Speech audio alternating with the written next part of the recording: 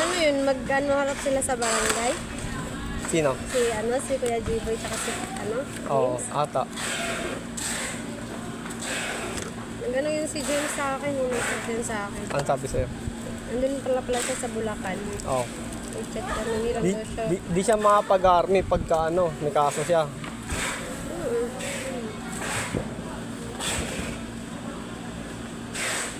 Nandibintang kasi siya eh. Nabasag. Sabi ko nga sa kanya, kasi natanong ako nung ano ba talaga nangyari? Sabi niya, yun nga, siya lang daw, kayo lang daw naman kasama niya. Sabi ko, hindi, baka sa labas pa lang nawala na yun, di mo lang namalayan kasi sa kalasingan mo. Oo. Sabi ko, ganun.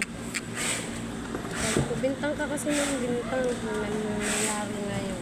Tapos kagabi, nag-chat siya sa akin, hiram siya pera, pamasahe daw. Sabi ko, ay wala kasi yung pera ko ubos na din, pinadala ko sa bahay. Oo. Tapos kaya nagsabi sa akin na magharap daw sila sa barangay ni Kuya Bibo. Tapos ayun, naisip ko, baka sila tungkol dun sa nangyari. Ang sariling compound ko na, pagbibintangan mo pa ako. Kasama ka din sa linggo. Kayo doon? Magharap kayo doon? Ha? Kasama ka rin sa pupunta sa barangay? Hindi, sila lang. Pero testigo ako eh. Testigo pa. Kasi, pag lasing kasi, safety mo na pera mo. Kasi hindi mo alam yung Baka nga lumabas pa siya nun eh. Sabi ko, baka lumabas ka. Tapos ang isip mo, sila ng mga nakasama mo, paano pag lumabas ka nang hindi mo naalala? Di ba? Ikaw kawawa.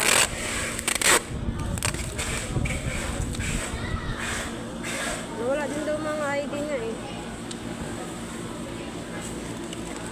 Sa kasi, mahangin din kasi, deserve niya din yun para matauhan.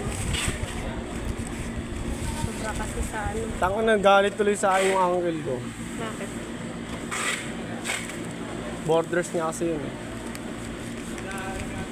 Sila kaya Alpi. Nagalit niya sa akin eh. Sabi ko, tagal. Sabi ko, ikaw nagpalaki sa akin. Tapos, pagbibita mo ako ng ganyan kayo, sabi ko sa kanya. Sabi ko, sa'yo ako lumaki, kaya alam mo yan.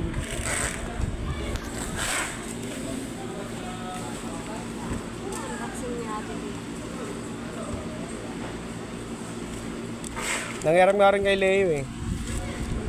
Sabi ko, sinsya ka na, wala talaga kumapahiram sa'yo. Wala rin mapaperam si Leo. Kailangan ko din pera. Wala rin mapaperam si